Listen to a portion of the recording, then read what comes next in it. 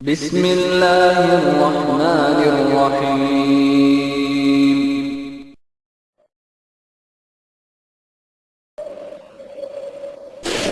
معراج ربانی کا آپریشن۔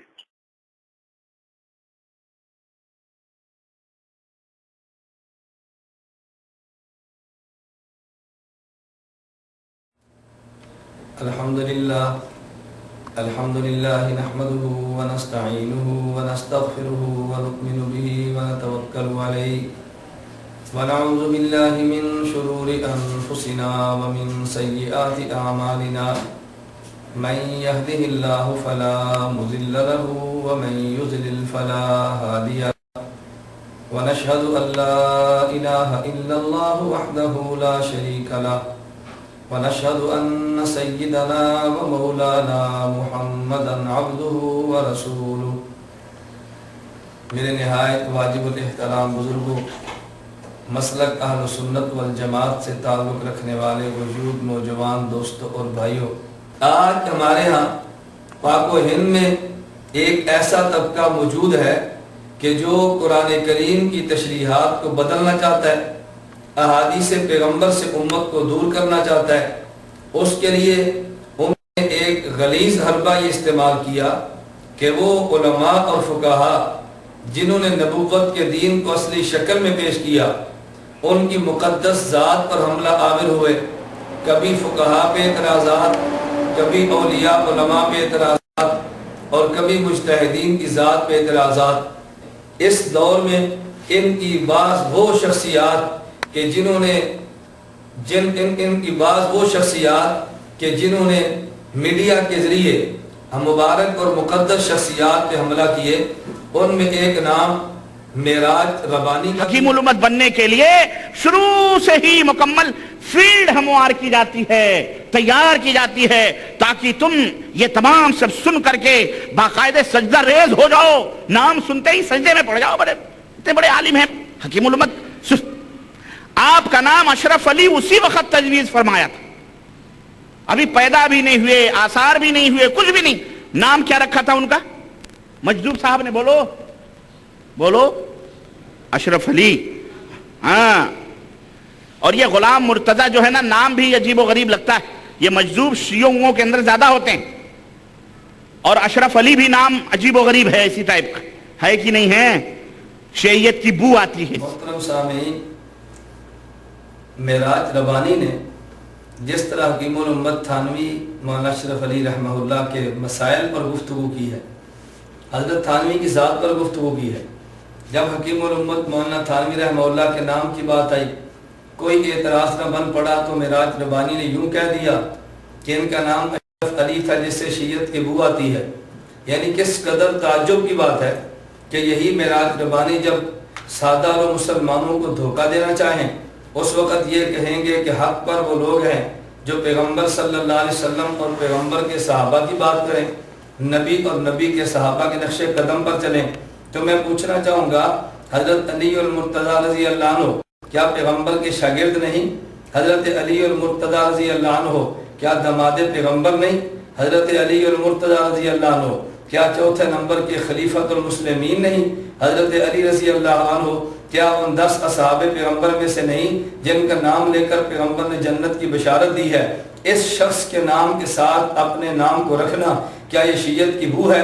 میں کہتا ہوں شیعت کی بو نہیں، بلکہ حضرت علی رضی اللہ تعالی عنہ کے نام کے ساتھ ایک لفظ کا اضافہ کرتے ہوئے اپنا نام رکھنا، اس کو شیعت کی بو کہہ کر نام کو مسترد کرنے والا یہ خارجی تو ہو سکتا ہے، حضرت علی رضی اللہ تعالیٰ عنہ سے بغض اور عداوت رکھنے والا کوئی شخص تو ہو سکتا ہے، ایسا کم از کم سنی عالم یہ حماقت اور جرت اتنی بڑی قطع نہیں کر سکتا۔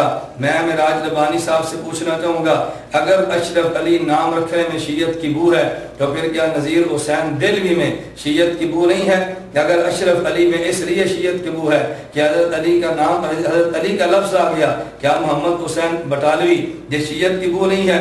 اگر صرف اشرف علی تھانوی کے نام میں اس لیے شیعت کی بو ہے، اس میں کا لفظ موجود ہے تو کیا پھر نواب صدیق حسن میں حسن کے نام کی وجہ سے شیعت کی بو نہیں ہے؟ نور الحسن میں حسن کے نام کی وجہ سے شیعت کی بو نہیں ہے؟ محمد علی حسن خان میں کیا یہ شیعت کی بو نہیں ہے؟ یا اللہ اس قدر دجل، اس قدر کذب، اس قدر افترا اور اس قدر اصحاب پیغمبر سے عداوت، کیا تم یہ امت کو پیغام دینا چاہتے ہو ایسا نام نہ رکھا جائے جس میں حضرت رضی اللہ عنہ کا نام آئے؟ میں بحیثیت ایک سنی خطیب اور عالم کی بات کہنا چاہتا ہوں، صدیق اکبر رضی اللہ عنہ، حضرت عمر بن خطاب رضی اللہ عنہ، حضرت عثمان بن عفان رضی اللہ عنہ، جس طرح یہ اصحاب پیغمبر ہمارا ایمان ہے، حضرت علی المرتضی رضی اللہ عنہ بھی ہمارا ایمان ہے، اور حضرت حکیم الامت تھانوی کا نام اشرف علی تھا تو ہم نے شیعت کی بو کہہ کر مسترد کر دیا۔ نواب وحید الزمان حیدرآبادی اپنی کتاب ہدیۃ المہدی من الفقہ المحمدی صفحہ 37 پہ تحریر کرتے ہیں کہ اگر امت تسمیت ہو بے غلام علی او غلام حسین او غلام محی الدین او غلام محمد او غلام غوث و امثالہا فجائزۃ بلا کراہۃ، کہتے ہیں غلام علی، غلام حسین، غلام محی الدین اور غلام محمد اور غلام غوث، ان جیسے نام رکھنے بلا کراہت جائز ہیں۔ تمہارا عالم اور تمہارا مذہبی پیشوا اس کو بلا کراہت جائز کہہ دے تو اس پر تمہیں کبھی غصہ نہیں آیا، کبھی تم نے اس کی تردید نہیں کی۔ اگر حکیم الامت تھانوی رحمہ اللہ کا نام اشرف علی رکھنا یہ شیعت کی بو ہے تو پھر پاکستان کا تمہارا وہ مولوی جس کا نام زبیر علی ہے تو کیا زبیر علی کو تم نے کبھی یہ مشورہ دیا کہ تمہارے نام سے شیعت کی بو آتی ہے؟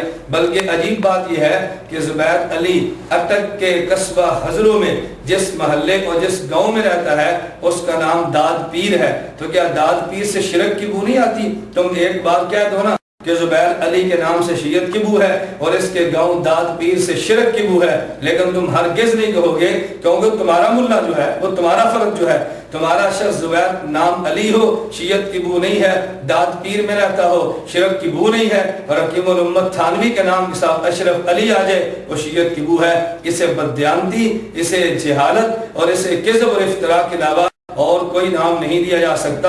اور یہ جو تم نے حکیم الامت تھانوی کی ذات پر بحث کرنے کی کوشش کی، کتنی بڑی شخصیت بنا کر پیش کیا کہ لوگ سجدے میں گر جائیں، حاشا وکلا، خدا کی قسم احناف علماء دیوبند پہ بہت بڑا الزام ہے، ہم اللہ کی ذات کے علاوہ نبوت کو سجدے کے قائل نہیں ہیں، اللہ کی ذات کے علاوہ کسی جن اور فرشتے کو سجدے کے قائل نہیں ہیں، ہم اللہ کی ذات کے علاوہ کسی صحابی رسول صلی اللہ علیہ وسلم کو سجدے کے قائل نہیں ہیں۔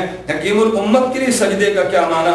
لیکن تم معراج ربانی یہ بات کان کھول کر سن لو، اگر تم یہ سمجھتے ہو حکیم الامت تھانوی کی ذات پر اعتراض کر کے تم حکیم الامت تھانوی کی ذات کو مجروح کر دو گے تو میں کہتا ہوں ان خیال است و محال است و جنوح، یہ تمہاری حماقت اور تمہاری بھول ہے۔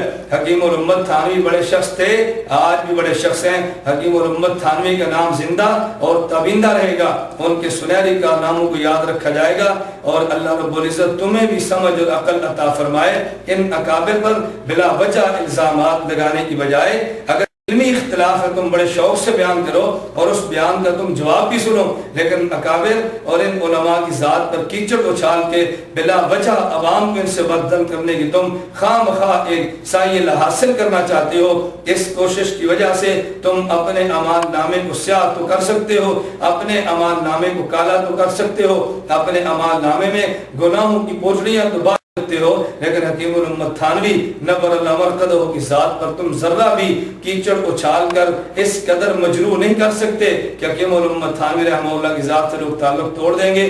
اللہ تمہیں سمجھنے کی توفیق عطا فرمائے، اللہ تمہیں بات سمجھنے کی توفیق دے، اور ان جیسی حماقتوں سے اللہ تمہیں توبہ کی توفیق عطا فرمائے۔ تو گرامی قدر سامعین، میں نے آپ حضرات کی خدمت میں جو تسلسل کے ساتھ بیان کر رہا ہوں، آپ اس پہ غور فرمائیں اور آپ خود فیصلہ کریں کہ دجل کسے کہتے ہیں، کذب کسے کہتے ہیں، بہتان کسے کہتے ہیں، حق کسے کہتے ہیں، باطل کسے کہتے ہیں، صحیح اور غلط کسے کہتے ہیں۔ اس کو آپ حضرات خود توجہ کے ساتھ سننے کے بعد پھر غور فرمائیں۔ پھر اکابر علماء کا نام لے کے استہزاء کرنا، تمسخر اڑانا، مذاق کرنا، یہ عالم کی شان کے لائق ہے، ایک بروپیا اور براسی شخص ایسی بات کر سکتا ہے۔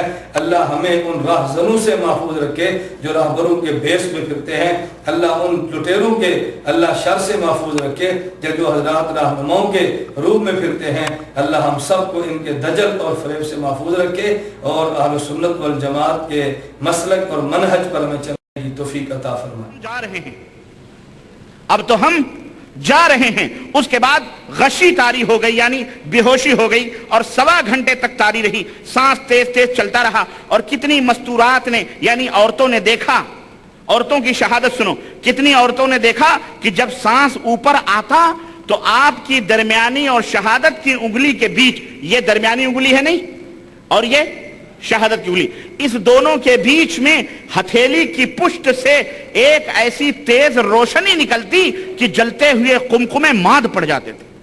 اوہ سنو، جلتے ہوئے قمقمے، اب وہ گھر تھا یا کوئی جلسہ گاہ تھا جہاں قمقمے لگے ہوئے تھے؟ میت میں کوئی جشن کرتا ہے، لیکن مثال ہے بہرحال، کہتے ہیں اب بات آئے گی تو کہیں گے جی مثال دے رہے ہیں۔ قمقموں کی روشنی بیچاروں کی کیا ہوتی، لیکن جلتے ہوئے قمقمے یعنی روشنی یہاں سے نکلتی تھی، ماد پڑ جاتے تھے۔ روشنی سانس کے اتار چڑھاؤ کے ساتھ آتی جاتی، سانس نیچے جاتا تو روشنی چلی جاتی اور سانس اوپر آتا تو روشنی، ہاں بالکل، اور جب سانس سے آخر ہوا تو یہ نور بھی چھپ گیا۔ سانس آخر، جب آخری سانس ہچکی لی تو وہ نور بھی، وہ روشنی بھی غائب ہو گئی۔ عجب کی جن انگلیوں سے حقائق و معارف ایک عرصے تک معرض تحریر میں آتے رہے، یہ نور اسی کا ہو۔ آپ نے ابھی دیکھا معراج ربانی نے حضرت حکیم الامت مولانا اشرف علی تھانوی نبر اللہ مرقدہ کے ایک واقعے کو نقل کر کے اس کا کس قدر استہزاء اور مذاق اڑایا ہے۔ بلا ولی کے ہاتھ پر خرق عادت کسی فعل کا ظاہر ہونا جسے کرامت کہتے ہیں، یہ بات قابل اشکال، قابل اعتراض تو نہیں ہے، لیکن اس شخص کی جہالت کا اندازہ کریں کہ ولی کی کرامت کو نقل کر کے اس کا مذاق اڑا رہا ہے۔ میں سمجھتا ہوں یہ جاہل شخص شاید ولی سے کرامت کا قائل نہیں ہے، یا اس کرامت کو سمجھنے سے آری اور غافل ہے، یہ سمجھا نہیں کہ حکیم الامت تھانوی کی یہ کرامت ہے۔ تو جو واقعہ حضرت تھانوی رحمہ اللہ کے بارے میں نقل ہوا، یہی واقعہ تو ان کے اکابرین کی کتب کے اندر بھی اس سے یہی واقعہ اور اسی قسم کے واقعات تو ان کے اکابر کی کتب کے اندر بھی موجود ہیں۔ کہ دیکھیے میرے ہاتھ میں نواب صدیق حسن کی کتاب التاج المکلل موجود ہے۔ اسی التاج المکلل کے صفحہ نمبر 298 پر نواب صدیق حسن اپنے والد گرامی کے بارے میں لکھتے ہیں، لا یزال یرى النور علی قبرہ الشریف، کہ میرے والد کی قبر سے نور دیکھا جاتا رہا، اور والناس یتبرکون بہ، لوگ اس نور سے برکت بھی حاصل کرتے۔ تو اگر یہی نور حضرت نواب صدیق حسن مرحوم کے والد کی قبر سے نظر آئے، قابل اشکال اور قابل اعتراض نہیں۔ حکیم الامت تھانوی رحمہ اللہ کی 2 انگلیوں سے نظر آئے تو قابل اعتراض اور قابل اشکال کیوں ہے؟ یہ فرق معراج ربانی بیان کرے۔ حضرت مولانا داؤد غزنوی رحمہ اللہ کے دادا مولانا عبداللہ غزنوی رحمہ اللہ تعالی، جنہوں نے حدیث کی سند میاں نذیر حسین دہلوی صاحب سے حاصل کی، تذکرہ داؤد غزنوی صفحہ نمبر 222 پہ انہی بزرگوں کا قول منقول ہے۔ کہتے ہیں کہ بچپن میں مجھے اس بات کا بہت شوق تھا کہ جنگل میں جا کر تنہائی میں دعا کروں۔ اس زمانے میں بعض اہل اللہ آپ سے فرماتے، تمہاری پیشانی میں ہم ایک نور دیکھتے ہیں۔ تذکرہ داؤد غزنوی صفحہ نمبر 222۔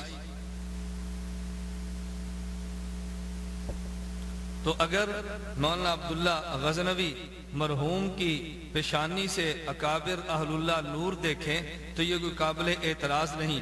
اگر حکیم الامت حضرت تھانوی رحمہ اللہ کی 2 انگلیوں سے نور نظر آئے تو قابل اعتراض کیوں ہے؟ اور بالکل اسی طرح تذکرہ داؤد غزنوی کے صفحہ نمبر 284 پہ مولانا داؤد غزنوی مرحوم کے صاحبزادے ابو بکر غزنوی نے واقعہ نقل کیا۔ کہتے ہیں ایک دن میرے والد مجھ سے کہنے لگے رات میں لا الہ الا اللہ کا ذکر کرتا تھا تو میرے منہ سے نور نکلتا تھا، عجیب کیفیت تھی۔ تذکرہ داؤد غزنوی صفحہ نمبر 284۔ تو اگر روشنی حکیم الامت مولانا تھانوی نور اللہ مرقدہ کی 2 انگلیوں کے درمیان سے نکلے معراج ربانی جیسے جاہل کو اعتراض ہے تو حضرت مولانا عبداللہ داؤد غزنوی پر اعتراض کیوں نہیں؟ حضرت مولانا ابو داؤد غزنوی پر اعتراض کیوں نہیں؟ نواب صدیق حسن کے والد گرامی کی قبر سے نور آئے تو اس پر اعتراض کیوں نہیں؟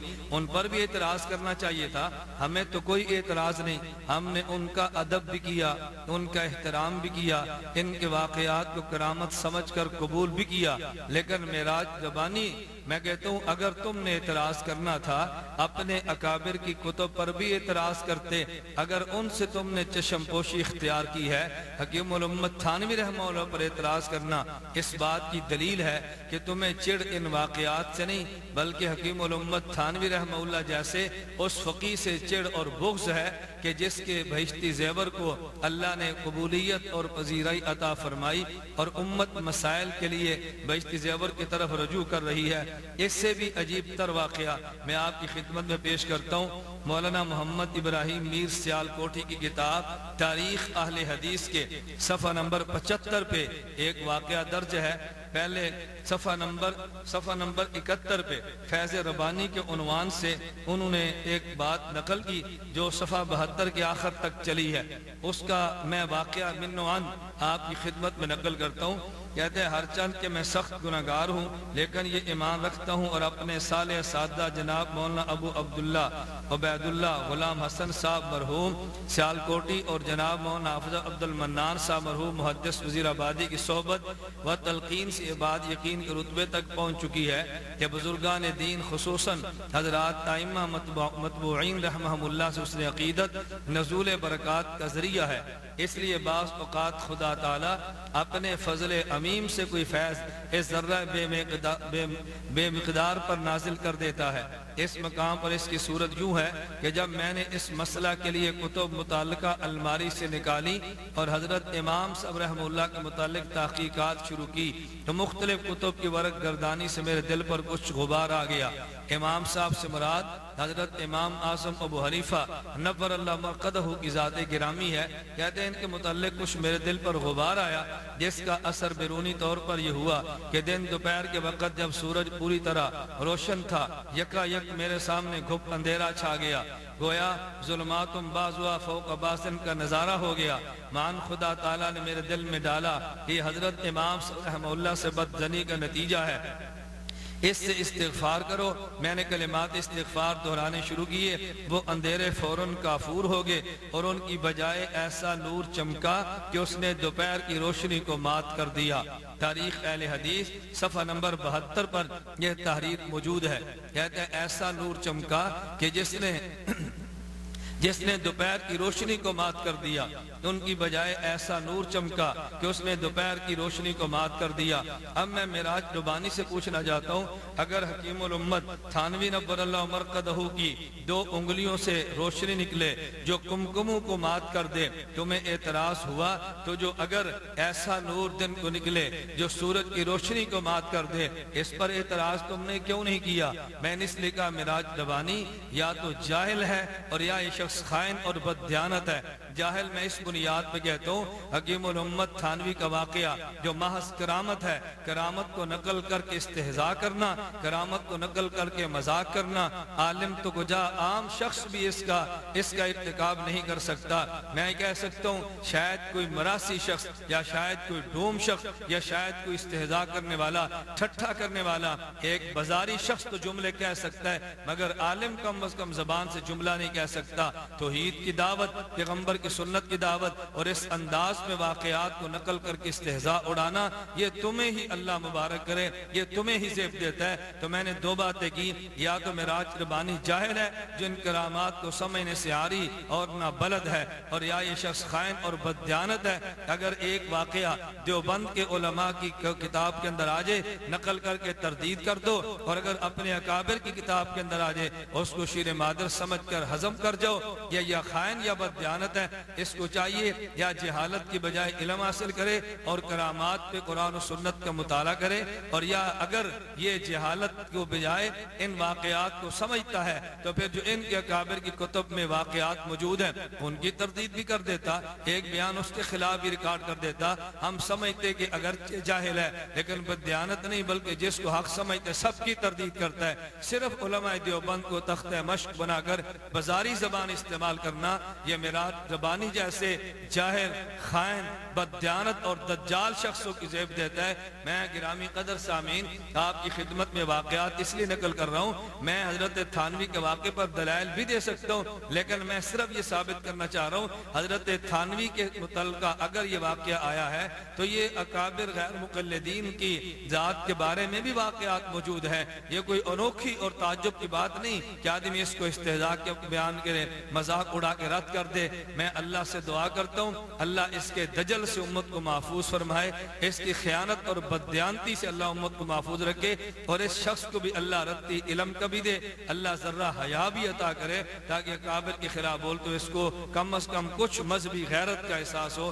اللہ رب العزت ہمیں اکابر کا احترام کرنے کی کہتے ہیں اگر فجر کی نماز پڑھنے میں سورج نکل آیا تو نماز نہیں ہوتی ہے، سورج میں روشنی آ جانے کے بعد قضا پڑھے، لیکن اگر عصر کی نماز پڑھنے میں سورج ڈوب گیا تو اس کی نماز ہو جاتی ہے۔ اور اللہ کے رسول صلی اللہ علیہ وسلم کی متفق علیہ روایت صحیح بخاری اور صحیح مسلم کی، اللہ کے نبی نے فرمایا کہ اگر کسی نے صبح کی نماز کی نیت باندھی اور ایک رکعت پڑھی اور دوسری رکعت میں سورج نکل آیا تو اس کی نماز ہو جاتی، اور اسی طرح غروب نیت باندھی اس نے اور دن غروب ہو گیا ایک رکعت پڑھنے کے بعد پوری نماز پڑھ لے اس کی نماز ہو جاتی۔ یہ دونوں حدیثیں صحیح بخاری اور صحیح مسلم کے اندر موجود ہیں، لیکن حضرت حکیم الامت فرماتے ہیں اور فقہ حنفی کے حوالے سے کہ اگر فجر میں دن نکل آیا تو نماز نہیں ہوتی، عصر میں ڈوب گیا تو نماز۔ یہ کہاں ہے؟ یہ قرآن اور سنت کی، یہ حدیث رسول کے سراسر خلاف۔ سامعین آپ نے معراج ربانی کو حضرت حکیم الامت تھانوی رحمہ اللہ کے بہشتی زیور میں درج ایک مسئلے پر اعتراض کرتے ہوئے سنا۔ معراج ربانی نے اس موضوع پر اس مسئلے کے متعلقہ دو باتیں کی ہیں، بلکہ یوں کہنا چاہیے کہ دو مسئلے نقل کیے۔ نمبر ایک کہتا ہے بہشتی زیور میں لکھ کے حکیم الامت تھانوی رحمہ اللہ فرماتے ہیں اگر فجر کی نماز پڑھ رہا تھا، ایک رکعت پڑھی اور سورج نکل گیا تو نماز نہیں ہوتی بلکہ سورج نکلنے کے بعد نماز ادا کرے، لیکن اگر عصر کی نماز پڑھ رہا تھا، ایک رکعت ادا کی اور سورج غروب ہو گیا تو نماز جاری رکھے۔ اس نے عصر کی نماز کو صحیح تسلیم کرتے ہوئے اس کے خلاف کوئی گفتگو نہیں کی، البتہ فجر کی نماز کے متعلقہ مسئلے کو نقل کرنے کے بعد معراج ربانی نے کہا کہ یہ مسئلہ نبی کریم صلی اللہ علیہ وسلم کی حدیث سے مبارک کے خلاف ہے، یعنی گویا یہ کہنا کہ اگر فجر کی ایک رکعت پڑھ لی اور سورج نکل آیا تو نماز روک دے اور نماز نہ پڑھے بلکہ سورج نکلنے کے بعد پڑھے، یہ حدیث پیغمبر کے خلاف ہے۔ کس قدر بددیانتی اور خیانت کی بات ہے، حکیم الامت تھانوی کے مسئلے کو نقل کر کے فقہ حنفی کا مسئلہ کہنا، پھر اس مسئلے کو سنت کے خلاف کہنا۔ تاثر وہ یہ دے رہا ہے کہ حکیم الامت تھانوی رحمۃ اللہ علیہ نے جو فقہ حنفی کے مسئلے نقل کیے وہ حدیث پیغمبر صلی اللہ علیہ وسلم کے خلاف ہے۔ حکیم الامت تھانوی رحمۃ اللہ علیہ نے اگر مسئلہ یہ بیان کیا کہ ایک رکعت پڑھ لی اور سورج نکل گیا تو نماز چھوڑ دے، نماز نہ پڑھے، اگلی رکعت نہ پڑھے، یہ حدیث پیغمبر کے خلاف نہیں ہے بلکہ اس کا مستدل حضرت تھانوی رحمہ اللہ کے بیان کردہ اس مسئلے کی بنیاد وہ حدیث سے مبارک ہے کہ جو حدیث صحیح مسلم میں حدیث نمبر 1388 نمبر حدیث موجود ہے۔ حضرت عبداللہ بن عمر رضی اللہ تعالیٰ عنہ ارشاد فرماتے ہیں نبی کریم صلی اللہ علیہ وسلم نے فرمایا وَوَقْتُ صَلَاةِ الصُّبْحِ مِن طُلُوعِ الْفَجْرِ مَا لَمْ تَطْلُعِ الشَّمْسُ فَإِذَا طَلَعَتِ الشَّمْسُ فَأَمْسِكْ عَنِ الصَّلَاةِ فَإِنَّهَا تَطْلُعُ بَيْنَ قَرْنَيِ الشَّيْطَانِ۔ نبی کریم صلی اللہ علیہ وسلم نے فرمایا کہ فجر کی نماز کا، صبح کی نماز کا وقت طلوع فجر سے لے کے طلوع شمس تک ہے، لیکن جب سورج نکلے تو نماز سے رک جاؤ، نماز نہ پڑھو۔ تو جو بات اللہ کے پیغمبر نے ارشاد فرمائی وہی بات حکیم الامت تھانوی نے ارشاد فرمائی ہے، تو یہ مسئلہ حدیث پیغمبر کے خلاف نہیں بلکہ حدیث پیغمبر کے مطابق ہے۔ تو تم جاہل اور خائن آدمی نے کیسے کہہ دیا کہ یہ مسئلہ حدیث پیغمبر کے خلاف ہے؟ میں کہتا ہوں یا تو شخص جاہل ہے، اس کے علم میں وہ حدیث مبارک صحیح مسلم کی موجود نہیں جو حکیم الامت تھانوی کے مسئلے کی دلیل ہے،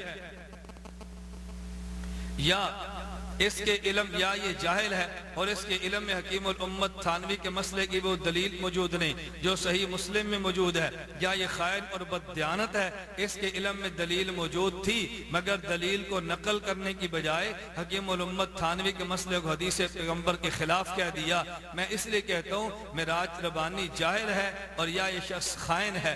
جہالت اور خیانت کی وجہ سے حکیم الامت تھانوی اور فقہ حنفی پر اعتراض کرنے کی بجائے اس شخص کو گڑ گڑا کے اللہ کے حضور توبہ کر کے گزشتہ بددیانتیوں پر معافی مانگنی چاہیے، نہ یہ کہ حکیم الامت تھانوی اور اکابر کے مسئلوں کو غلط نقل کر کے یا ان کی دلائل کو حذف کر کے ان اکابر پر بہتان بازی باندھیں۔ تو میں نے خلاصہ نقل کیا کہ یا شخص یہ جاہل ہے، اس کے علم میں یہ دلیل موجود نہیں، یا دلیل موجود تھی مگر چھپا کے حکیم الامت تھانوی پر الزام عائد کیا کہ مسئلہ حدیث پیغمبر کے خلاف ہے۔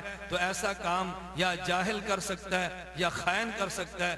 اللہ ہم سب کو علم کی نعمت عطا فرمائے، جہالت سے محفوظ رکھے، امانت کی دولت عطا کر کے خیانت اور بددیانتی سے محفوظ رکھے۔ سنو آگے بڑھو، میاں کے لاپتہ ہو جانے کا بیان، جس کا شوہر بالکل لاپتہ ہو گیا، ذرا غور سے سننا، معلوم نہیں مر گیا یا زندہ ہے، تو وہ عورت اپنا دوسرا نکاح نہیں کر سکتی بلکہ انتظار کرتی رہے کہ شاید آ جاوے۔ جب انتظار کرتے کرتے اتنی مدت گزر جاوے کہ شوہر کی عمر 90 برس کی ہو جاوے تو اب حکم لگا دیں گے کہ وہ مر گیا ہوگا۔ سو اگر وہ عورت ابھی جوان ہو اور نکاح کرنا چاہے تو شوہر کی عمر 90 برس کی ہونے کے بعد عدت پوری کر کے نکاح کر سکتی۔ ابھی شوہر 90 برس کا ہو جائے گا، بیچاری کی جوان رہے گی۔ گرامی قدر سامعین، معراج ربانی جیسے خائن انسان کی ایک اور بددیانتی اور خیانت کا مظاہرہ آپ نے کیا۔ یہ اس وقت میرے ہاتھ میں بہشتی زیور حکیم الامت مولانا اشرف علی تھانوی نور اللہ مرقدہ کی کتاب موجود ہے۔ یہ مسئلہ اس بہشتی زیور کے صفحہ 330 پر موجود ہے جو ابھی معراج ربانی نے بیان کیا۔ اس شخص نے 2 خیانتیں اور بددیانتیں کی ہیں، بلکہ میں یوں کہوں گا کہ ایک اس شخص کی جہالت ہے اور ایک اس کی خیانت اور بددیانتی ہے۔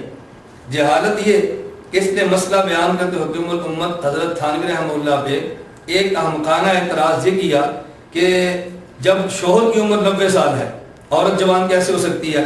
مجھے آپ بتاؤ، آئے روز آپ اخبارات پہ یہ بات نہیں پڑھتے کہ اگر بوڑھا شخص نوجوان لڑکی سے شادی کرتا ہے کہ آئے دن اخبارات پہ خبریں بھی ہیں، اور اگر اخبارات پہ خبریں نہ بھی ہوں تو کیا یہ ممکن نہیں ہے کہ اگر شوہر نے شادی کی تو اس کی عمر 88 سال ہے، 80 سال ہے، 85 سال ہے، عورت جوان ہے۔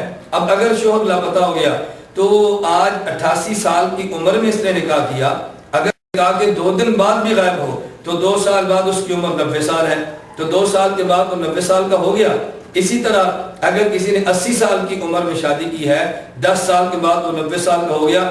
کس قدر جہالت پر مبنی یہ بات ہے کہ عورت جوان ہو تو شوہر کی 90 سال عمر نہیں ہو سکتی۔ کیا عورت کی جوانی میں شوہر 90 سال کا نہیں ہو سکتا؟ ہاں، یہ تو تم نے جہالت سے کام لیا۔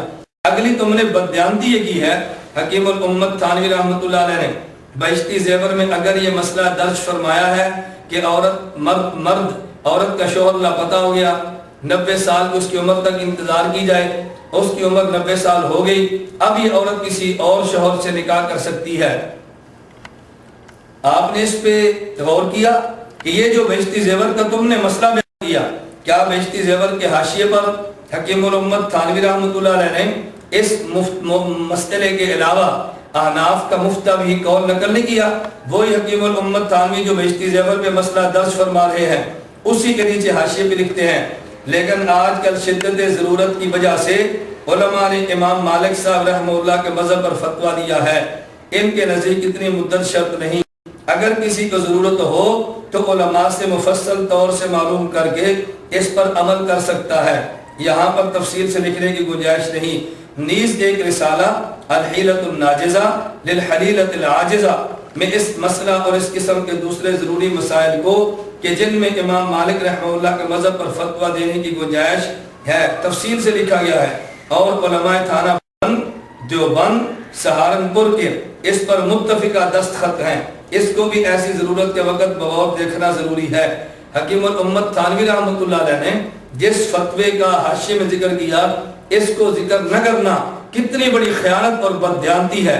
حکیم الامت تھانوی رحمہ اللہ فرماتے ہیں، اب دیکھیں جیسے میں نے صورت عرض کی ہے اگر عورت جوان ہے، 80 سال کی عمر میں خامد نے نکاح کیا، 10 سال بعد اس کی عمر 90 سال ہو گئی، اب اس وقت تو عورت کے لیے کوئی دقت، کوئی مشکل، کوئی پریشانی نہیں ہے.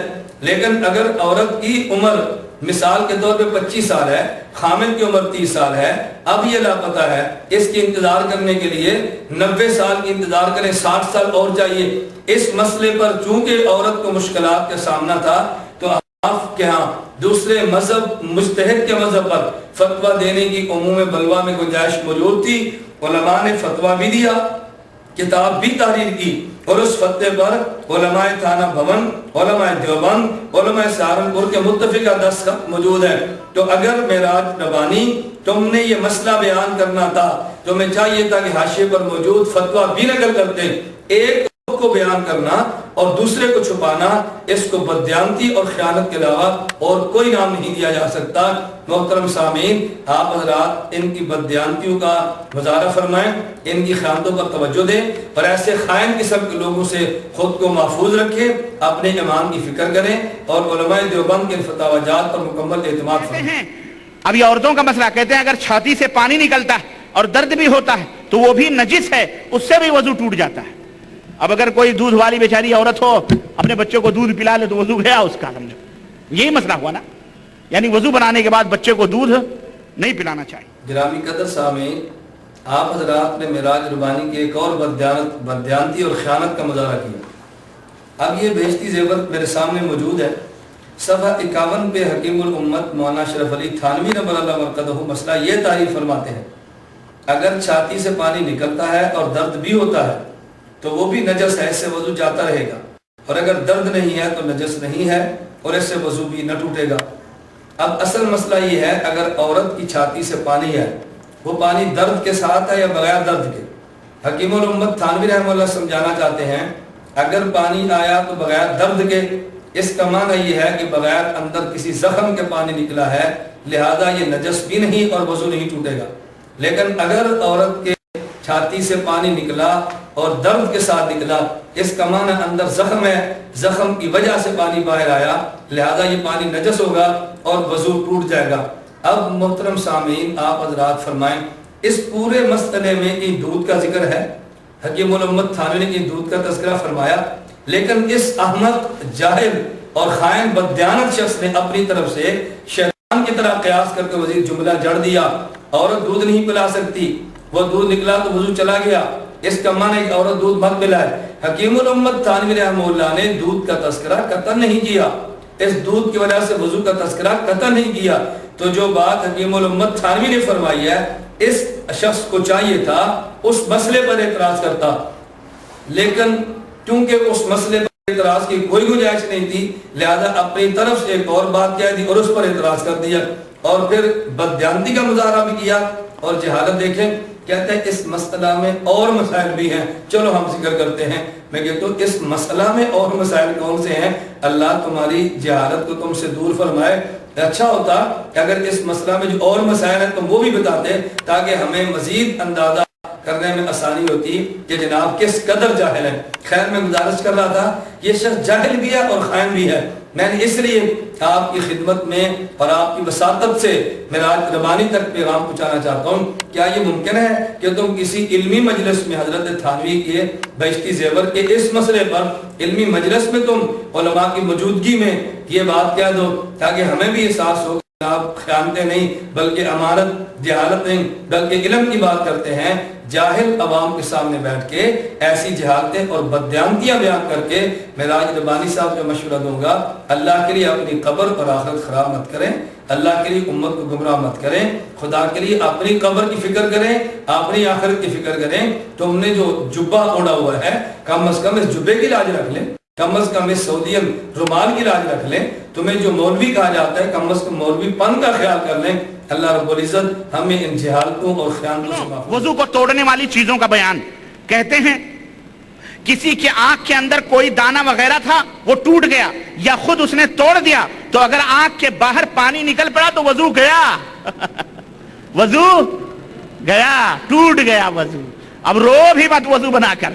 اللہ کے نبی صحابہ نماز میں روتے تھے کہ عزیز المرجل، حدیث کے الفاظ ہیں، اللہ کے نبی نماز میں ایسے روتے تھے اور اس طرح آواز آتی تھی جیسے کھولتی ہوئی ہانڈی کے اندر آواز آتی، آنسو سے تر بتر ہو جاتے تھے۔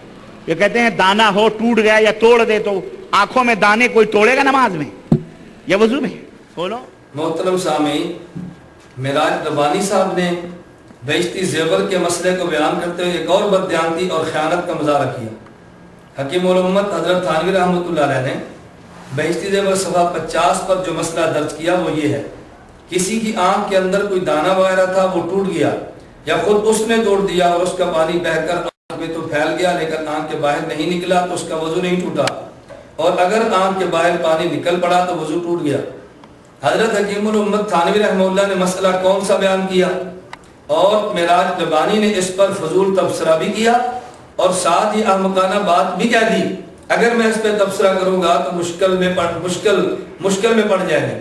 میں کہتا ہوں مشکل میں حضرت تھانوی پڑھیں گے یا توڑو گے؟ حضرت تھانوی نے مسئلہ ٹھیک لکھا، اس پر غلط تبصرہ کرنے سے غلط قسم کا مبصر مشکلات کے اندر پڑتا ہے۔ حکیم الامت تھانوی رحمۃ اللہ علیہ کسی مشکل کے اندر نہیں پڑے اور نہ حکیم الامت تھانوی رحمۃ اللہ کو ماننے والے علماء دیوبند کسی مشکل کے اندر پڑے ہیں۔ حضرت تھانوی نے مسئلہ الگ لکھا اور جناب نے مسئلہ غلط اور الگ بیان کیا۔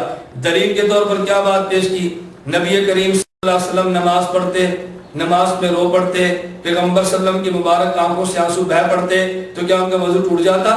کس قدر جہالت اور بددیانت اور خیانت کی بات ہے۔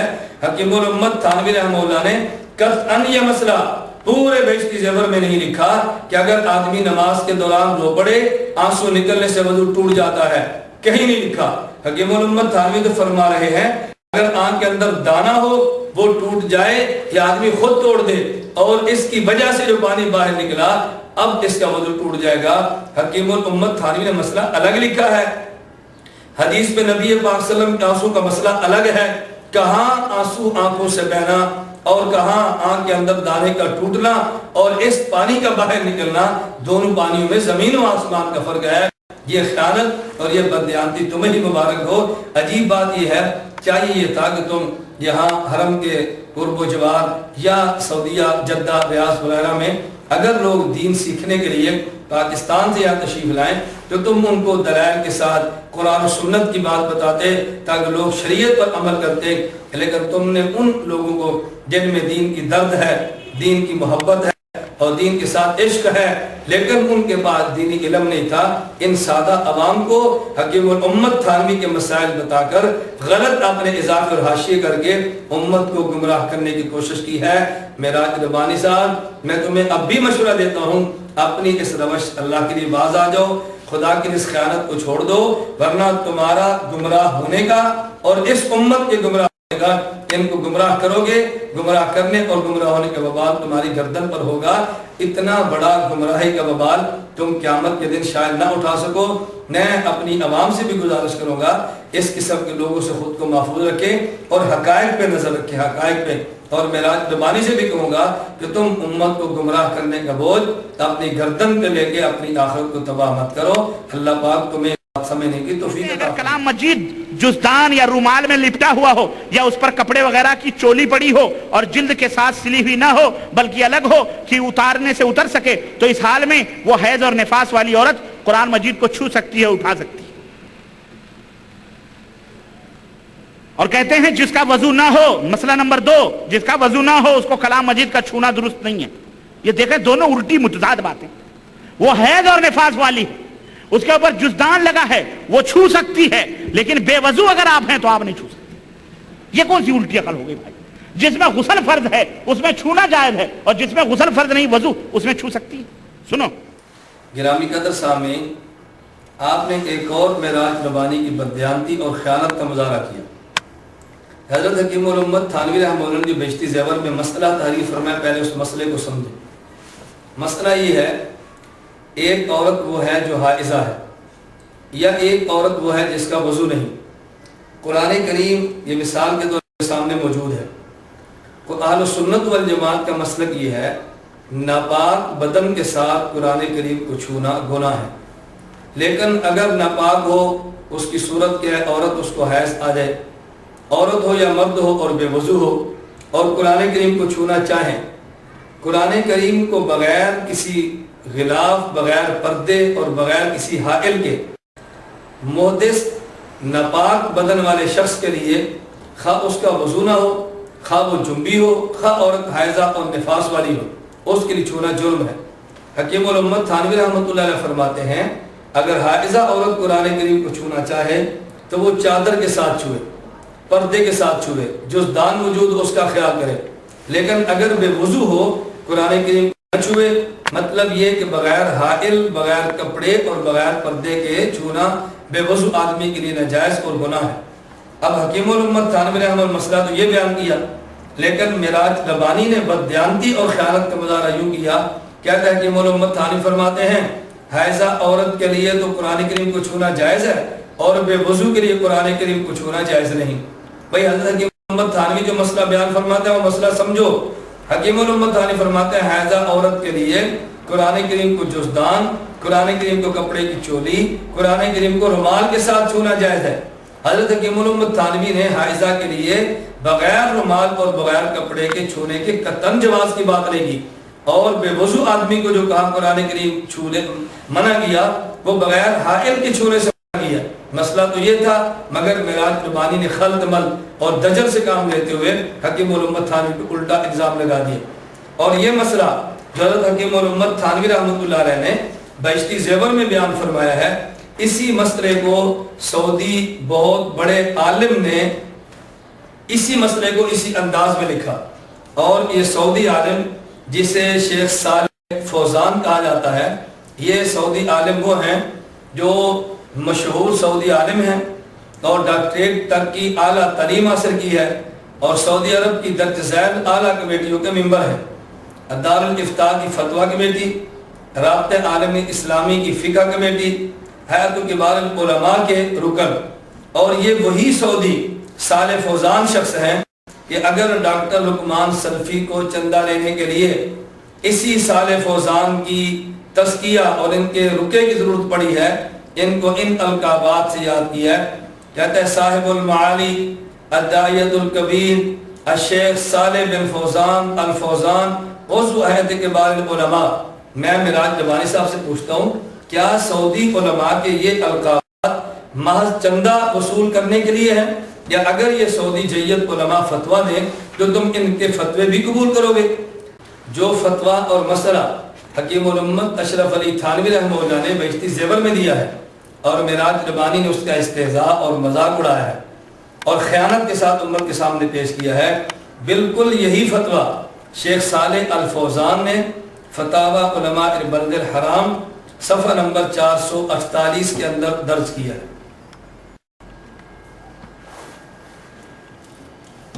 اس میں شیخ صالح فوزان کہتے ہیں وَهَذَا بِاتِّفَاقِ الْأَئِمَّةِ أَنَّهُ لَا يَجُوزُ لِلْمُحْدِثِ حَدَثًا أَصْغَرَ أَوْ أَكْبَرَ أَن يَمُسَّ الْمُصْحَفَ إِلَّا مِنْ وَرَاءِ حَائِلٍ كَأَن يَكُونَ الْمُصْحَفُ فِي صَندُوقٍ أَوْ كِيسٍ أَوْ يَمُسُّهُ مِنْ وَرَاءِ ثَوْبٍ أَوْ مِنْ وَرَاءِ كُمِّهِ۔ یہ علماء کا اتفاقی مسئلہ ہے کہ قرآن کریم کو بغیر حائل کے چھونا جائز نہیں، ہاں اگر حائل میں ہو، تھیلی میں ہو تو پھر قرآن کریم کو چھونا جائز ہے۔ تو جو فتویٰ حکیم الامت تھانوی رحمہ اللہ نے بیان فرمایا یہی فتویٰ شیخ صالح فوزان نے بیان کیا۔ تو میں کہوں گا جناب سے ذرا سعودیہ میں آپ ایک مجلس منعقد کریں اور ایک ویڈیو بیان شیخ صالح فوزان کے خلاف بھی کریں، کیوں وہی مسئلہ حکیم الامت تھانوی بیان کریں گے، ان کے خلاف تم نے ویڈیو میں بیان ریکارڈ کر دی ہے، یہی فتویٰ شیخ صالح فوزان دیں گے، ان کے خلاف تمہاری زبان حرکت کیوں نہیں آتی؟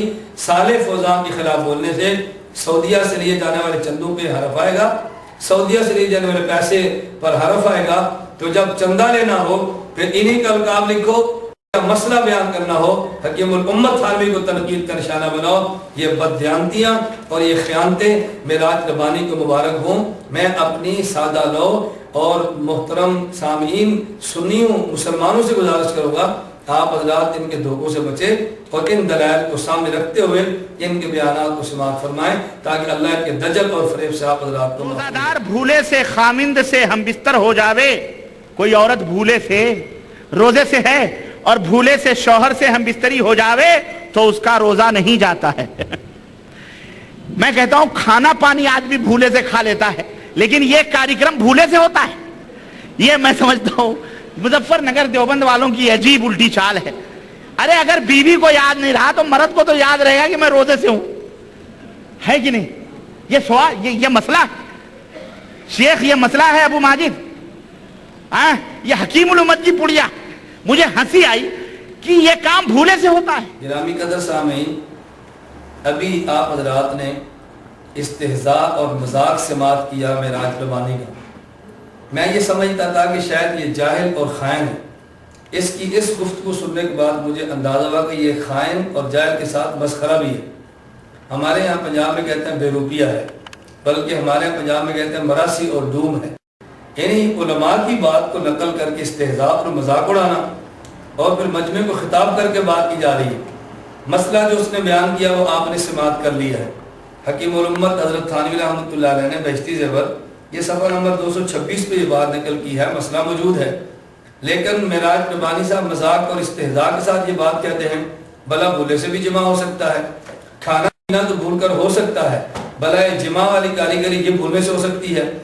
میں معراج ربانی سے کہتا ہوں اگر تم میں ذرہ برابر حیا, عقل اور غیرت تھی تو تمہیں حضرت حکیم الامت مولانا اشرف علی تھانوی نور اللہ مرقدہ کا مذاق اڑانے سے قبل اپنے غیر مقلدین اور اپنے مسلک کے مولوی نواب صدیق حسن کا مذاق اڑانا چاہیے تھا.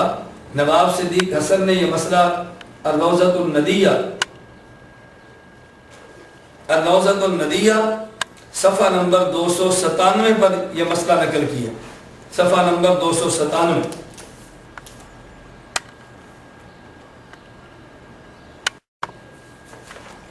نواب صدیق صاحب کہتے ہیں وَهَكَذَا الْجِمَاعُ لَا خِلَافَ فِي أَنَّهُ يُبْطِلُ الصِّيَامَ إِذَا وَقَعَ مِنْ عَامِدٍ وَأَمَّا إِذَا وَقَعَ مَعَ النِّسْيَانِ فَبَعْضُ أَهْلِ الْعِلْمِ أَلْحَقَهُ بِمَنْ أَكَلَ أَوْ شَرِبَ نَاسِيًا.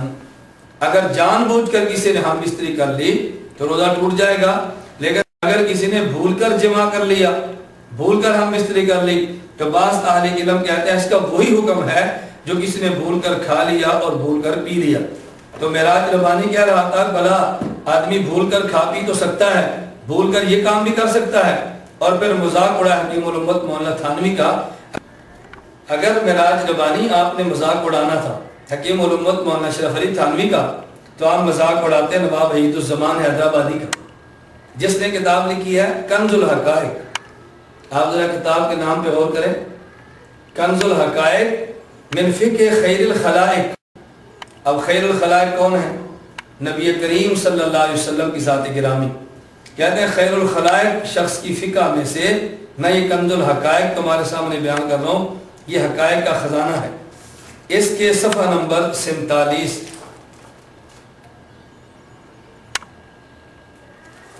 صفحہ نمبر 47 پہ باب کہیں گے باب ما یفسد الصوم و ما لا یفسدہ. اب کہتے ہیں ان اکل الصائم او شرب او جامع ناسیا. اگر کسی شخص نے روزے دار نے کھا لیا یا روزے دار نے پی لیا یا روزے دار نے بھول کر ہم بستری کر لی, حکم کیا ہے؟ لم یفطر. اور میری عادت تو چونکہ مذاق اڑانا استہزاء کرنا نہیں ہے, ہم مسئلے پر گفتگو کرتے ہیں مگر علماء کا مذاق نہیں اڑاتے. اگر میں مذاق اڑاتا تو پھر میں وہ جملے نقل کرتا جو وحید الزمان نے روزہ نہ ٹوٹنے کے بارے میں صورتیں نقل کی ہیں, اور پھر میں آپ سے پوچھتا کیا یہ مذاق بازی اگر جو تم نے حکیم الامت مولانا تھانوی رحمۃ اللہ علیہ سے فرمائی ہے, یہ مذاق بازی ذرا اپنے اکابر سے بھی کر لیتے.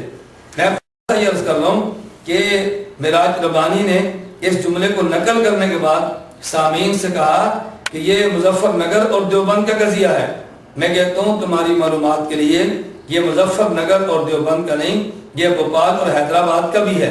آپ بھوپال اور حیدرآباد والوں پر تنقید کرتے, اور میں سامعین سے گزارش کرتا ہوں اے کاش کہ وہاں پہ کوئی جدے کا عقل بھی ہوتا اور وہ عقل مند اس کو سمجھاتا کہ جناب آپ غلط بیانی سے کام لے رہے ہیں, جو بات یہاں پر موجود ہے وہ بات وہاں پر بھی موجود ہے.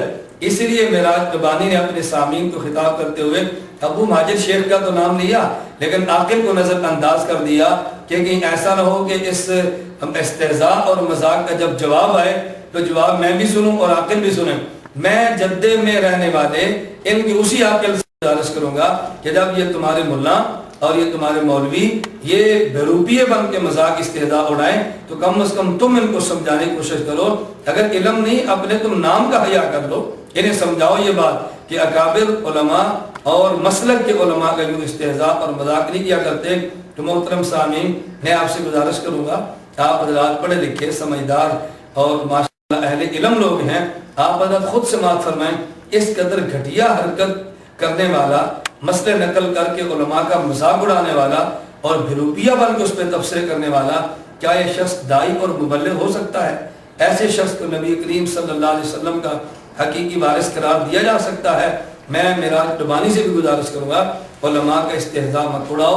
اللہ رب العزت حفاظت فرمائے اور دجل اور فریب سے کام لے کے صحیح مسئلوں کو غلط انداز میں پیش مت کرو.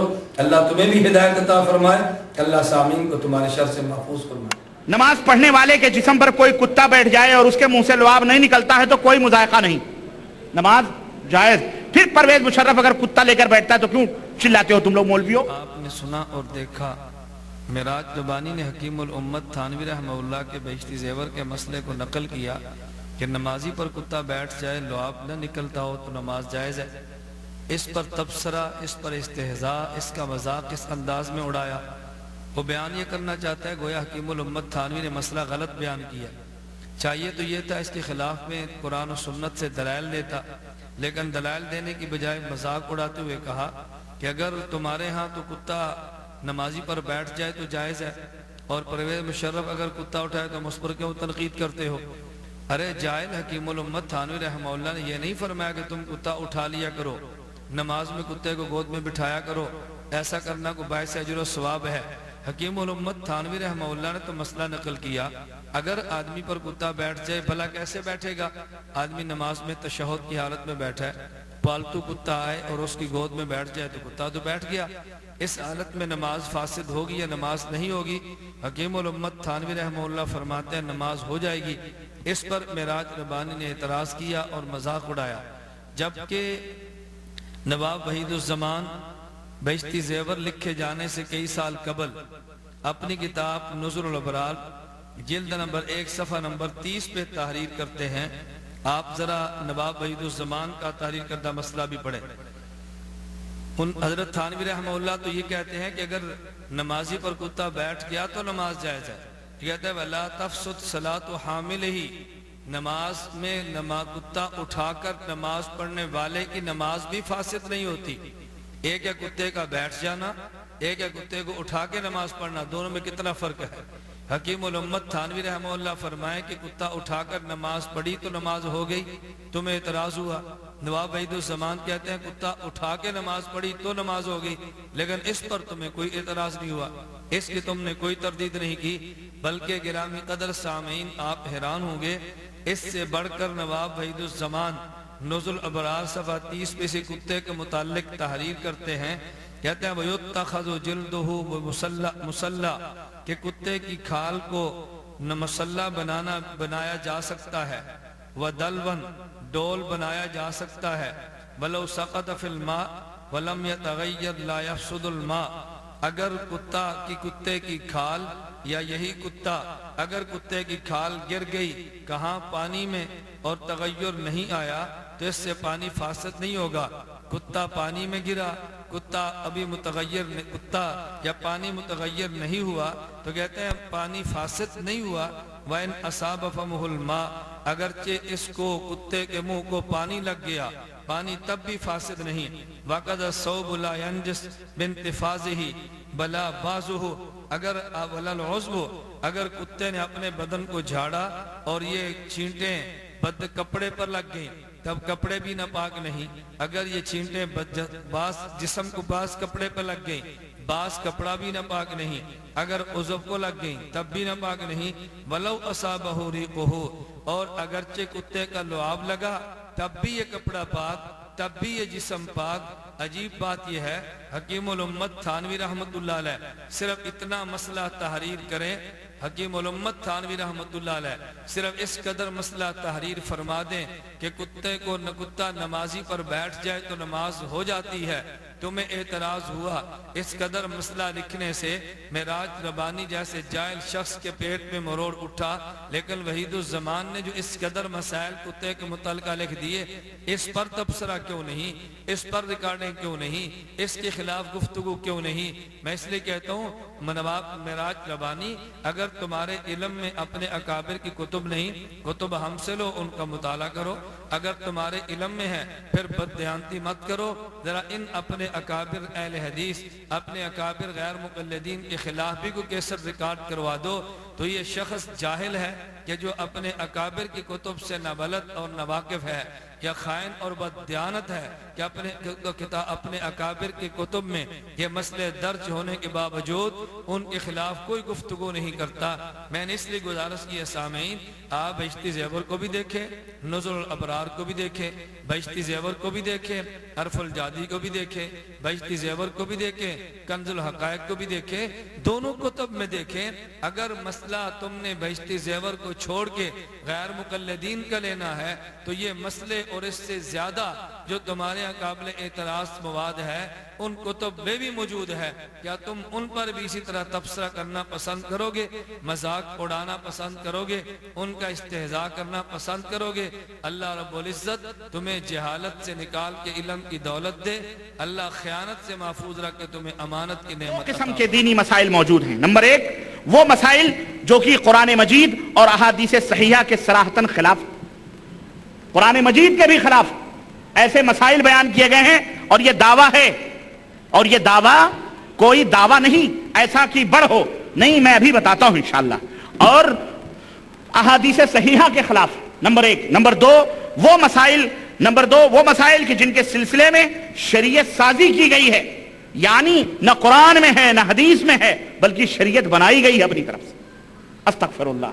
اب آئیے، اور جبکہ ہمیں یہ معلوم ہے کہ اسلام میں شریعت سازی کا قطعاً کسی کو حق حاصل نہیں ہے اور نہ ہی اس کی اجازت ہے، اللہ اور اس کے رسول نے بیان فرمایا ہے، اور چنانچہ ہم نے ابھی آپ حضرات آپ نے معراج ربانی کی زبان سے یہ بات سنی، کہتا ہے کہ حضرت تھانوی رحمۃ اللہ علیہ نے بہشتی زیور میں دو قسم کے مسائل بیان کیے ہیں۔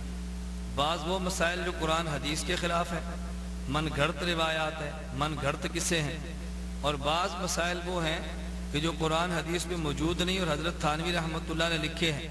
حضرت تھانوی نے شریعت سازی کی ہے، تمہیں کس نے شریعت سازی کا حق دیا ہے کہ تم جو مسئلے قرآن حدیث میں نہیں تھے وہ بیان کر دو؟ جہاں تک پہلی بات کا تعلق ہے، میں معراج ربانی سے بات پوچھنے میں حق بجانب ہوں۔ حکیم الامت تھانوی رحمہ اللہ نے جو مسائل بہشتی زیور میں بیان کیے ہیں، کیا تم نے اپنی تقریر کے دوران ایک بار بھی ایسے کیا؟ حضرت تھانوی کا بیان کردہ مسئلہ تم چھوڑ دیتے اور یہ کہتے اس کی جگہ پر صحیح مسئلہ یہ ہے اور اس پر قرآن کی آیت یہ ہے، صحیح مسئلہ یہ ہے، اس مسئلے پر حدیث پیغمبر صلی اللہ علیہ وسلم یہ ہے؟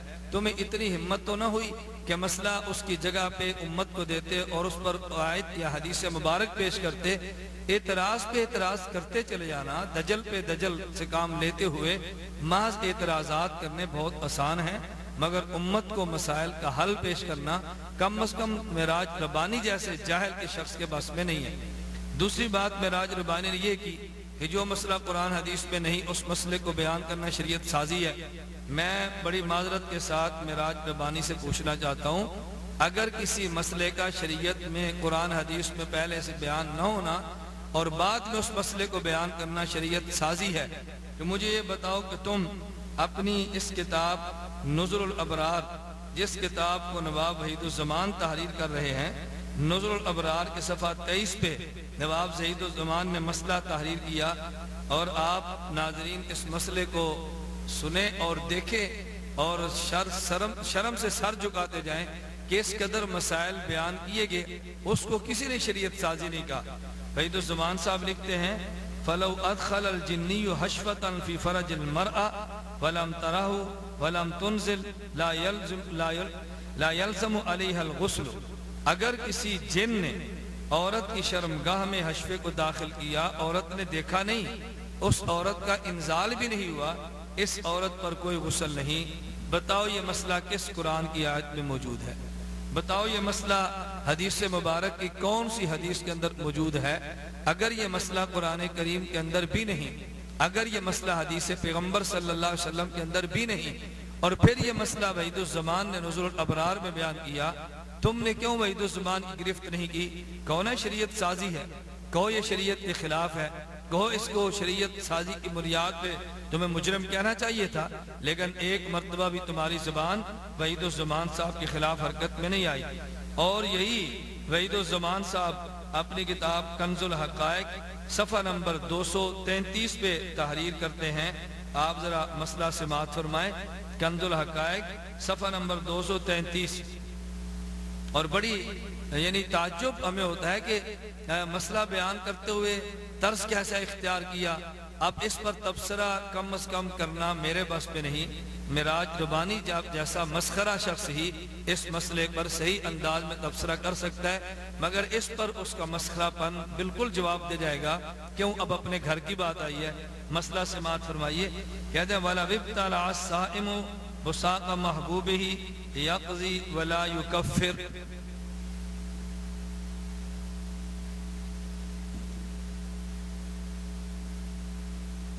اگر کوئی شخص روزے دار ہو اور روزے کی حالت میں اپنے محبوب کے لعاب کو نگل جائے تو ایسے شخص کو قضا کرنی پڑے گی مگر کفارہ ادا نہیں کرے گا۔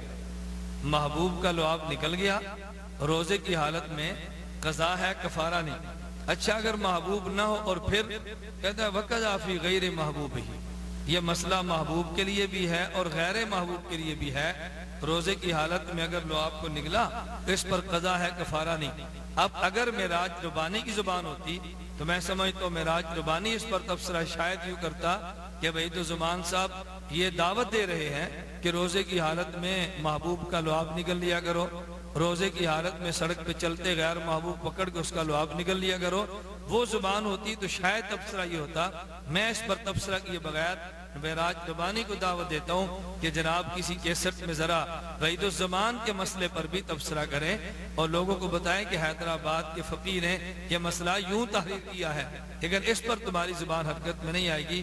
تو یہ کہنا کہ بہشتی زیور میں مسائل قرآن و حدیث کے خلاف ہیں، اور یہ کہنا کہ بہشتی زیور میں وہ مسائل ہیں جو قرآن حدیث میں نہیں تھے، یہ شریعت سازی ہے۔ اگر یہ شریعت سازی ہے تو بتاؤ نزول الابرار شریعت سازی نہیں؟ اگر یہ شریعت سازی ہے تو بتاؤ کیا یہ کنز الحقائق کے مسئلے شریعت سازی نہیں؟ ان کو بھی شریعت سازی کہہ لیتے، کچھ اس کے لیے بھی تمہاری زبان حرکت میں آتی۔ میں بارہا گزارش کر چکا ہوں، اس جاہل شخص کے علم میں نہیں کہ جو بات میں کہہ رہا ہوں کل کو میرے گلے میں پڑ سکتی ہے اور مجھے اس کا جواب دینا پڑے گا، یا اس خائن اور بددیانت شخص کو یہ اندازہ نہیں کہ میری خیانتیں اور بددیانتوں کا پردہ چاک ہوگا۔ اللہ رب العزت اس کی جہالت اور اس کی خیانت سے امت کو محفوظ رکھے اور صراط مستقیم پر چلنے کی توفیق عطا۔ علماء دیوبند کا اپنے پیروں کو غوث اعظم کا نام دیتے ہیں، یہ فضائل صدقات ہے، صفحہ 559 ہے، 559 کے اوپر یہی عقیدہ غوث کا بیان کرتے ہیں۔ اپنے پیروں کو یہ لقب دیتے ہیں جس کا مطلب خاص کیا ہے کہ مددگار، سب سے بڑا مددگار، غوث اعظم سب سے بڑا مددگار، اور سب سے بڑا مددگار ایک اللہ عز و جل ہے۔ صفحہ 559 پر کہتے ہیں، مولانا اشرف علی تھانوی اس واقعے پر لکھتے ہیں کہ مجھے حضرت غوث پاک کی خوشی یاد آ گئی۔ غوث پاک سب مددگار، فریاد رس، اور فریاد رس صرف ایک اللہ عز و جل ہے، اس کے علاوہ کوئی اور غوث نہیں ہے۔ سامعین، میں آپ کے سامنے توصیف الرحمن کی جہالتوں اور خیانتوں کا تذکرہ کر رہا تھا۔ اس ضمن میں آپ نے ابھی توصیف الرحمن کی زبان سے جو جملے سنے، حضرت شیخ الحدیث مولانا محمد زکریا نور اللہ مرقدہ کی کتاب فضائل صدقات کا حوالہ دیتے ہوئے اس نے حضرت تھانوی رحمہ اللہ کے حوالے سے بات نقل کی۔ حکیم الامت تھانوی رحمہ اللہ فرماتا ہے کہ مجھے حضرت غوث پاک رحمہ اللہ کی خوشی یاد آ گئی۔ اب اس نے دعویٰ کیا کیا کہ غوث اعظم اللہ کی ذات ہے، اللہ کے علاوہ سب سے بڑا مددگار کسی کو کہنا جائز نہیں۔ اب دعویٰ تو یہ تھا کہ غوث اعظم اللہ کے ساتھ خاص ہے، اور جو دلیل کے طور پہ حوالہ پیش کیا وہ اس میں غوث اعظم کا لفظ موجود نہیں بلکہ غوث پاک کا لفظ موجود ہے۔ کہاں غوث اعظم اور کہاں غوث پاک؟ تو اس شخص کی خیانت اور بددیانتی یہ ہے، اس کو چاہیے تھا فضائل صدقات کا وہ عبارت نقل کرتا جس میں حضرت شیخ عبد القادر جیلانی رحمہ اللہ یا کسی اور بزرگ کو غوث اعظم کہتے تو یہ بات الگ تھی کہ ان کو غوث یا غوث اعظم کہنا جائز ہے یا ناجائز، لیکن کم از کم اس کے دعوے کے مطابق تو حوالہ مل جاتا۔ حوالہ یہ تھا کہ غوث اصل دعویٰ غوث اعظم ایک اللہ کی ذات ہے، سب سے بڑا مددگار ایک اللہ ہے، یہ اللہ ہی کے ساتھ لفظ خاص ہے، لیکن فضائل صدقات میں غوث پاک کا لفظ اللہ کے علاوہ اور پر بھی استعمال کیا تو یہ توصیف الرحمان کی خیانت اور بددیانتی ہے۔ نمبر 2، توصیف الرحمان کی جہالت دیکھیں۔ اللہ رب العزت کا نام لیتے ہوئے کہتا ہے اللہ عز و جل، اللہ عز و جل۔ تو محترم سامعین مجھے یہ بتائیں، یہ اللہ رب العزت کو اللہ عز و جل کہنا یہ تو عربیت کے قواعد کے مطابق ہے، لیکن عز و جل کہنا، عین پر کسرہ پڑھنا، یہ کون سا علم اور کون سی عربی لغت ہے؟ یہ میں توصیف الرحمان سے پوچھ سکتا ہوں۔ میں اس لیے کہتا ہوں چونکہ خود جاہل ہیں، علم سے نہ واقف اور نہ بلد ہیں، اس لیے اکابر علماء فقہائے کرام نبر اللہ مراقدہم کی عبارت کو غلط رنگ پہ پیش کرتے ہیں۔ تو عزہ کہہ کر اس نے اپنی جہالت کا اعتراف کیا اور غوث اعظم کے لفظ کو رد کرتے ہوئے بطور دلیل غوث پاک کے لفظ کو نقل کر کے اس نے خیانت اور بددیانتی کا مظاہرہ کیا۔ میں توصیف الرحمان سے ایک سوال کرتا ہوں، اگر حضرت اللہ رب العزت کی ذات کے علاوہ دنیا میں کسی انسان کو غوث پاک یا غوث اعظم یا یہ لفظ کہنا جرم ہے تو کیا ایسا نہ ہو کہ کہیں جرم تمہارے علماء اور اکابرین میں سے کسی نے کیا ہو؟ اس کے لیے میں جناب کی خدمت میں پیش کرتا ہوں تاریخ اہل حدیث، جو مسلک اہل حدیث اور غیر مقلدین کے نامور معروف اور مشہور عالم دین مولانا محمد ابراہیم میر سیالکوٹی نے تحریر کی ہے۔ اس کتاب کے صفحہ نمبر 410 پہ وہ تذکرہ جب کرتے ہیں حضرت مجدد الفسانی رحمہ اللہ کا، تو نواب صدیق اصل مرحوم کی کتاب ابجد علوم کے حوالے سے حضرت مجدد کا تذکرہ کرتے ہوئے لکھتے ہیں، آپ کے متاخرین بزرگ فیض یابو میں سے شیخ شمس الدین علوی المعروف مرزا مظہر جان جانا ہیں، جو امام محمد بن حنفیہ کی اولاد سے تھے۔ اس کا تذکرہ کرتے ہوئے آخر میں لکھتے ہیں اور آپ کے مکتوبات بہت مفید ہیں۔ اس پر حاشیہ جو دیا وہ آپ حاشیہ سماعت فرمائیں۔ کہتے ہیں آپ کے مکتوبات کتاب کلمات طیبات میں ہمراہ مکتوبات حضرت غوث الثقلین و مکاتیب قاضی ثناء اللہ پانی پتی و مکاتیب شاہ ولی اللہ صاحب محدث دہلوی مطبع مجتبائی دہلی میں طبع ہو کر شائع ہو چکے ہیں۔ آپ دیکھیں ہمراہ مکتوبات حضرت غوث الثقلین،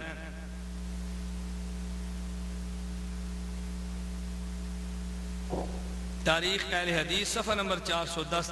تو میں توصیف الرحمان سے پوچھ سکتا ہوں، اگر فضائل صدقات میں حضرت تھانوی رحمہ اللہ کی نقل کردہ عبارت میں اگر حضرت غوث پاک کا لفظ آ جائے تو تمہارے پیٹ میں مروڑ اٹھا ہے، تو یہی لفظ اگر تاریخ اہل حدیث میں ہے اس پر جناب کی زبان حرکت میں کیوں نہیں آئی؟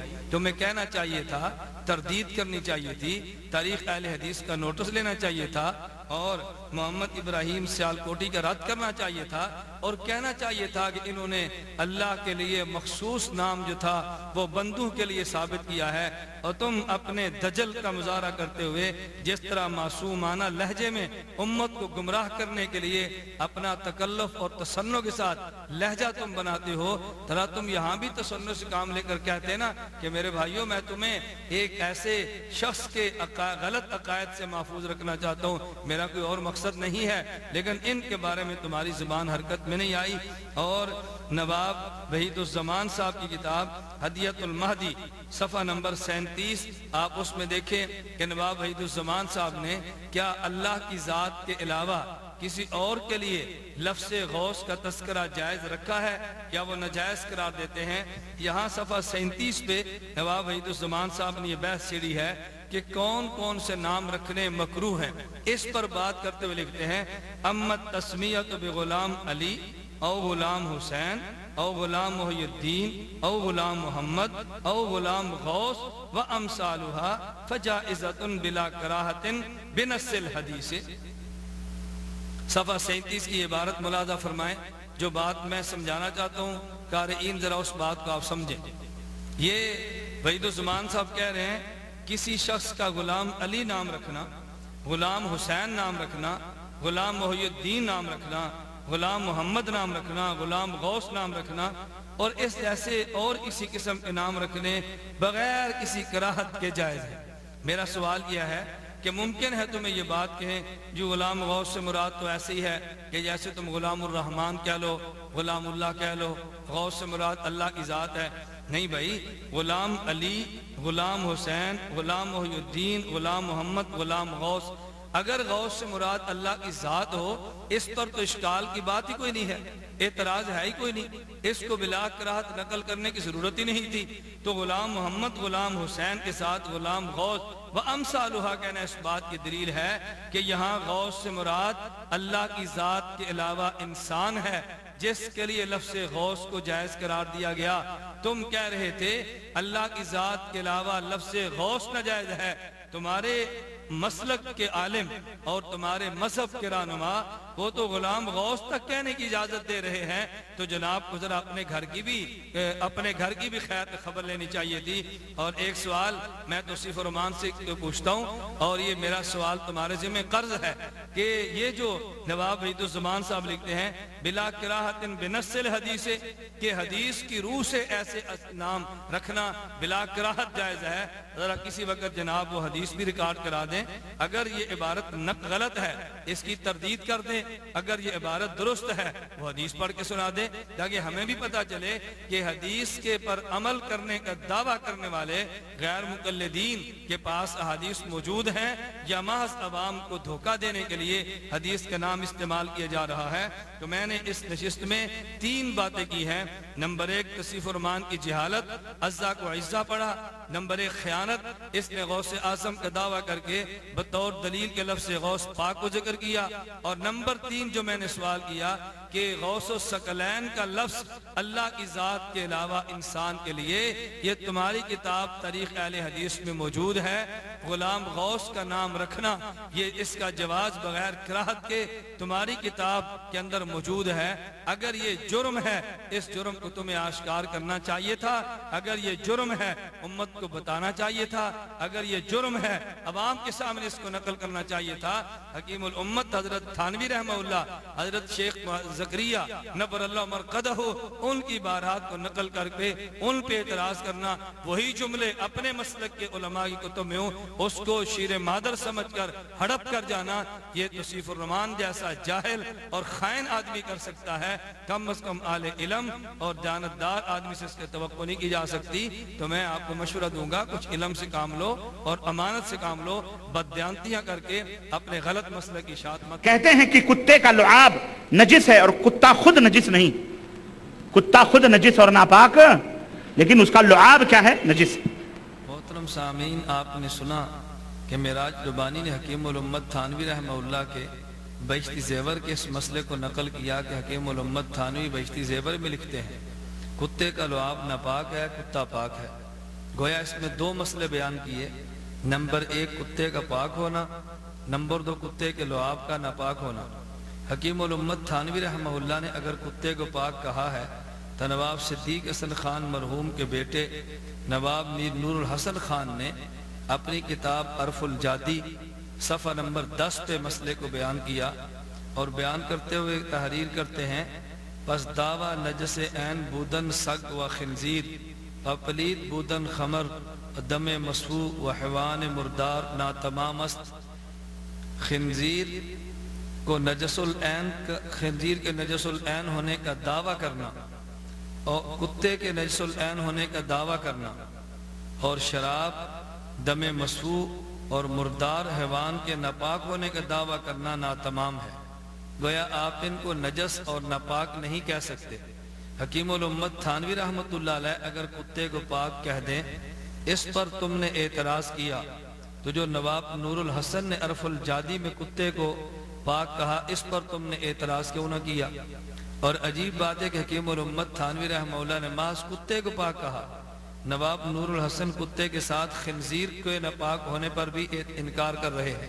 وہ کہتے ہیں خنزیر کے نجس العین ہونے کا دعویٰ کرنا بھی دعویٰ ناتمام ہے۔ گویا حکیم الامت تھانوی کتے کو پاک کہہ رہے ہیں اور نواب نور الحسن اپنی کتاب عرف الجادی میں خنزیر تک کو پاک کر رہے ہیں، لیکن نواب نور الحسن پر تمہیں کوئی اعتراض نہیں ہوا، نہ تم نے اس پر کوئی اعتراض کیا۔ اور بالکل اسی طرح نواب وحید الزمان اپنی کتاب نزول الابرار کے صفحہ جلد نمبر 1 صفحہ نمبر 30 پہ یہی کتے اور لعاب کے بارے میں مسئلہ نقل کرتے ہوئے کہتے ہیں دم السمک طاہر، مچھلی کا خون پاک ہے، وَكَذَا الْقَلْبُ وَرِيقُهُ عِنْدَ الْمُحَقِّقِينَ مِنْ أَصْحَابِنَا، کہ جس طرح مچھلی کا خون پاک ہے اسی طرح کتا اور کتے کا تھوک اور لعاب یہ ہمارے محققین کے نزدیک پاک ہے۔ حکیم الامت تھانوی رحمۃ اللہ علیہ نے کتے کو پاک کہا، لعاب کو ناپاک کہا، اور تمہارے محققین نے کتے کو بھی پاک کہا اور لعاب کو بھی پاک کہا۔ تو کس قدر جہالت اور بددیانتی کی بات ہے کہ اگر حکیم الامت تھانوی کے بہشتی زیور کے مسئلے کو دیکھا تو کیا نزول الابرار عرف الجادی کا مسئلہ تمہارے علم میں نہیں تھا؟ ان سے بہشتی زیور سے قبل لکھے گئے مسائل سے تم جاہل تھے، اور اگر تمہارے علم میں تھا تو بددیانتی کرتے ہوئے ان مسائل کو بیان نہ کیا، بہشتی زیور کے مسئلے کو بیان کیا۔ معلوم ہوا کہ تمہیں اعتراض صرف مسئلے پر نہیں ہے بلکہ اعتراض حکیم الامت تھانوی رحمہ اللہ کی مبارک ذات پر ہے کہ جن کے فیض سے دنیا منور ہو رہی ہے۔ حکیم الامت تھانوی کے مسئلے پر تم نے اعتراض کیا، یہی مسئلہ النہج المقبول صفحہ نمبر 20 پہ نواب صدیق حسن خان صاحب نے بھی تحریر کیا۔ کہتے ہیں کتے، بلکہ حضرت تھانوی رحمہ اللہ کے مسئلے سے بڑھ کے انہوں نے کہا جی کتے کا لعاب پاک ہے۔ حکیم الامت تھانوی کتے کو پاک کہیں تمہیں اعتراض، نواب نور الحسن خنزیر کو پاک کہیں کوئی اعتراض نہیں۔ حکیم الامت تھانوی رحمہ اللہ کتے کو پاک کہیں تمہیں اعتراض، اگر نواب وحید الزمان کتے کے لعاب کو بھی پاک کہیں کوئی اعتراض نہیں۔ حکیم الامت تھانوی رحمۃ اللہ علیہ کتے کو پاک کہہ دے تمہیں اعتراض ہے، نواب نور الحسن خنزیر کو پاک کہہ دے تمہیں کوئی اعتراض نہیں ہے۔ معلوم ہوا کہ اعتراض صرف مسائل پر تم نے نہیں کیے بلکہ حکیم الامت تھانوی کی ذات پر تم نے کیچڑ اچھالنے کی کوشش کی ہے مسائل کے آڑ میں۔ تو اگر حکیم الامت تھانوی کے مسائل پر اعتراض تھا، اس سے قبل جو مسائل تمہارے اکابر نے لکھے ہیں ان مسائل پر بھی دیانت کا تقاضا یہ تھا تم اعتراض کرتے۔ میں سمجھتا ہوں کہ یا یہ شخص جاہل ہے، اس کے علم میں اپنے کتب کی، اپنے اکابر کی کتب نہیں، اور یا یہ شخص بددیانت اور خائن ہے کہ جو ان کتب پہ تبصرہ نہیں کرتا۔ اللہ اس کی جہالت کے شر سے بھی محفوظ رکھے، اللہ اس کی بددیانتی کے شر سے بھی امت کو محفوظ رکھے۔